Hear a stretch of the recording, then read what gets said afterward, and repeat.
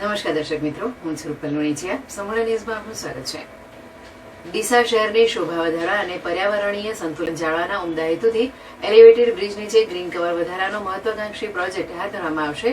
₹3.14 કરોડના અંદાજિત ખર્ચે સાકાર થનારા આ પ્રોજેક્ટ અંતર્ગત બ્રિજ નીચેની ખાલી જગ્યામાં આકર્ષક લેન્ડસ્કેપિંગ કરવામાં આવશે. આ વિસ્તારમાં પ્રોપર ફેન્સિંગ સાથે બોગનવેલ, જેટ્રોફા, ટ્રેકોમા અને પીળી તરેલ જેવી વિવિધ સુશોભિત વનસ્પતિઓનું વાવેતર કરીને સમગ્ર પટ્ટાને નયનરમ્ય બનાવવામાં આવશે.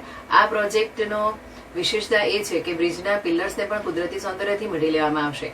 બ્રિજ નીચેના કુલ 50 જેટલા પિલર પર ઇનોવેટિવ સ્ટ્રક્ચર તૈયાર કરવામાં આવશે, જેના પર પડદા વેલ, એનામન્ડ, આઈસ્ક્રીમ વેલ, અપારાજિતા અને મધુમાલતી જેવી આકર્ષક વેલાઓ લગાડવામાં આવશે. આ વર્ટિકલ ગાર્ડનિંગના કન્સેપ્ટથી કોન્ક્રીટના પિલર્સ ગ્રીન કવરથી ઢંકાઈ જશે, જે શહેરના પ્રદૂષણને ઘટાડવામાં પણ મદદરૂપ થશે.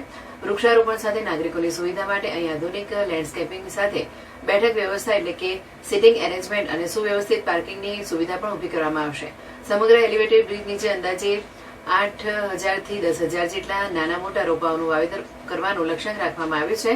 આ આયોજનથી ડીસાના પ્રવેશદ્વાર સમાન આ બ્રિજ વિસ્તારની સુરત બદલાઈ જશે અને રાહદારીઓ તેમજ વાહન ચાલકોને આહલાદક અનુભવ થશે.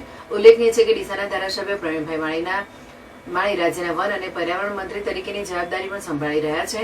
ત્યારે તેમના માર્ગદર્શન હેઠળ ડીસા વિધાનસભા ક્ષેત્રને હરિયાળું બનાવવા માટે આગળ વધી રહ્યા છે. ડીસા શહેરની પ્રદૂષણ મુક્ત અને પર્યાવરણ પ્રિય શહેર બનાવવાના મંત્રીના વિઝનને આ પ્રોજેક્ટ નવી ગતિ આપશે.